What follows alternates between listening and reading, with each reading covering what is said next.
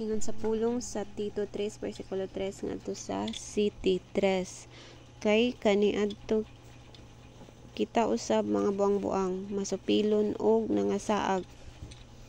Naulipon kita sa mga kaibog ug sa tanang matang sa kahilayan og nagkinabuhi sa pagkadaotan ug pagkamasinahon. Ang uban na sila kanato ug ato usab silang gikasilagan. 4 Apan gipadayag sa Dios nga atong manluluwas ang iyang kaluoy ug gugma. 5 Giluwas kita niya kini dili tungod sa bisan unsang maayo nga atong nabuhat kundili tungod sa iyang kaluoy.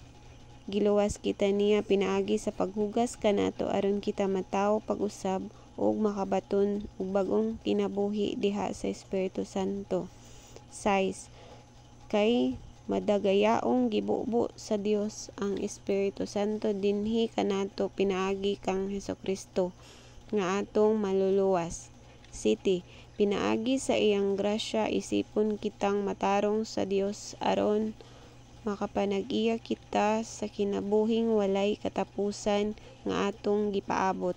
8 Og tinuod kini.